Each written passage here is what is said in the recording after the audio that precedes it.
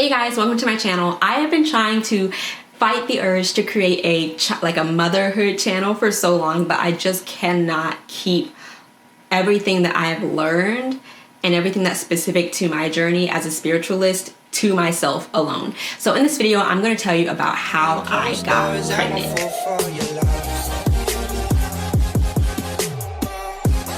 So some of you guys may not know, but when,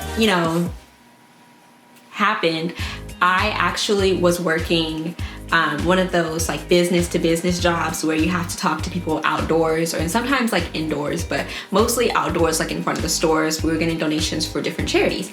And because I had that job, it was important to get, or not sheesh, but in your arm. So I got the first one, I got the first booster, and I also got the second booster. Around the time of the second booster, I was in a good relationship. That's the point. I was on birth control and I ended up getting pregnant, and shortly after booster number 2, I had a miscarriage. Now there's a lot that is around that to the first miscarriage, and I didn't know I was pregnant. So in my mind, there's a million things that could have gone wrong: long hours, dehydration, birth control, because I was still taking the birth control. And so after that, went downhill. I was in the peak of my health at that time, in terms of just my diet and my lifestyle. I was not working out, but I was active, I meditated all the time. I was very spiritual. And then I got into one of the worst relationships. I'm keeping this quick, I promise. And if you want to skip, the timestamp is right here. And if you don't want to skip, then 10 more seconds, I promise. Got into a terrible relationship, went downhill, whole entire diet changed, became so stressed I broke out into full body hives on the regular basis. And at the end of that relationship, I could not get pregnant. We had been trying for a year, and I know, it was a bad relationship, but I just so deeply for so long wanted a child because of that miscarriage. Started going to the doctors, found out after multiple doctor's visits, after multiple tests and blood tests, I found out that my hormones were imbalanced and I had PCOS. Now, after being diagnosed with PCOS, I was kind of in the outs with that person, so I was working my way to leaving Mr. Bad relationship, I should say. And so at that point, I had high blood pressure, I had PCOS, and I was still kind of breaking into those hives because my stress levels hadn't quite balanced out yet. And I hadn't had a period. I didn't have a period for 9 months. Occasionally, but most of those were miscarriages with Mr. Bad Guy. But for 9 months, I didn't have a period because of my PCOS. Before all of this, I was having my period either monthly or every other month. So what I did was I started to drink you get a grapefruit and you boil it into a tea. And I started to drink that. I started to do morning teas. I quit my job, finished my book. I started meditating a lot more because I just needed to reduce my stress levels. That's the main thing. I reduced my stress levels because that's the first thing that impacts how your body functions. The second thing was my diet. I discovered soul food, okay? I love soul food, but my body had never had that amount of sodium before. Like, I wasn't doing the healthy soul food. I was doing like thick girl diet, and you see me, like I'm not made for the thick girl lifestyle, okay? My body was like, whoa girl, chill. So now I do a good balance, okay? Balance is everything. But I started doing that pomegranate tea. I started doing fresh sliced ginger. If you're in Houston, Pyburns has the best ginger, okay? Anyway, fresh sliced ginger, slice of lemon, and a little bit of honey in water in the mornings. Basically detoxing without knowing that I was detoxing. I was just looking for all of the healthy immune system builders. I went on the PCOS diet. I don't know if that's a thing, but I'm calling it the PCOS diet. And it's less of a diet and more of a lifestyle. It becomes a diet when you get pregnant. Before you're pregnant, it's lifestyle change. What that really entailed was cutting out white starches, reducing my sugar intake, and increasing the amount of foods that I ate that were based in promoting healthy hormones and promoting like good health down there. So sweet potatoes, brown rice. I got into quinoa because I was trying to keep my protein intake up. And then I also started doing HIIT.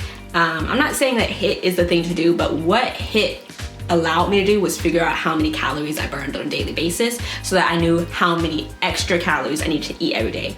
If I don't work out and I sit still all day, I'll burn 1,180 calories. So I need to eat at least 1,300 even if I'm not working out so that I'm not in a deficit, so that my body knows that I have enough to have a period. So stress, my diet, I did a diet change. I do want to start making some PCOS pregnancy friendly meals because I did actually struggle with fetal growth restriction. So I'll be doing that in the future. But stress, diet, and the last thing that really helped me to get my period was listening to my body. Now I know that this is kind of like, oh, you know, once you feel better, you'll have a baby. But honestly, the spiritual side of me, I believe that my baby came to me when he believed that I was ready to be his mother. So every time I had a miscarriage, I did blame myself heavily. I blamed my partner a little bit because I was like, your diet matters too. But I blamed myself because I felt like that was a moment in my pregnancy where I didn't understand what my baby needed from me and that I could do something better. Whether that meant drinking more water, whether that meant not stressing so much, whether that meant shaping my mindset and not blaming baby for different things that happened in my life. Like if I was having a hard time, I would be like, oh, like I wish I wasn't pregnant. Like I would think, I can't even complete the sentence, but I would think that, like, I wish this because then I could do this, or then I could do that, or I wish, like, just leaning into God, okay, because God was a really big part of it, and God granted me my child, but leaning into God and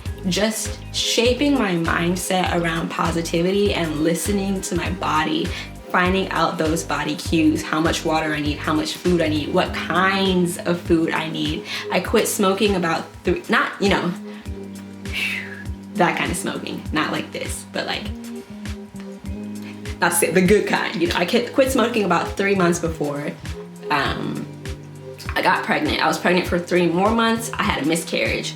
And then I think I had a miscarriage in December. I got pregnant again on Valentine's Day. So 2 months later, I was pregnant again. And that pregnancy led to my son. So if you are on the journey, your PCOS journey, PCOS, you know, every female body is different and I will not claim otherwise. But what I will say is that I had an amazing relationship with my doctor. He understood that I did not want medication to solve my PCOS, and I definitely did not want to go on birth control because I was trying to get pregnant. And so I felt like that was counterintuitive. But he pointed me in the direction of some great books, and there are plenty of great testimonials on YouTube and on Instagram of couples and mothers who became mothers after changing their diets, after changing their lifestyles. So if you are really serious about tackling this PCOS, the health, not to say the healthy way, but like the dietary way, I should say, or like more holistically, then I would really look into the PCOS diet, the PCOS lifestyle, reducing that stress, reducing your sodium intake, and focusing on herbs and on foods that are going to balance your hormones. I also did like I wasn't like crazy about cranberry juice, but I was like, you know, couldn't hurt. But it was really mostly that grapefruit juice. I did that grapefruit juice for about a week or two, and my period started right after that. I had a coming to Jesus moment in church, and I was leaving church, walking into the parking garage, and it started. And it was just such a nod in the right direction. Anyway, I have my baby now, and I plan to give you guys tons of content because I'm a mom on a budget on how to save money, live holistically, and do the same for your child. Peace, love, and happiness. Spirit Baby is signing out.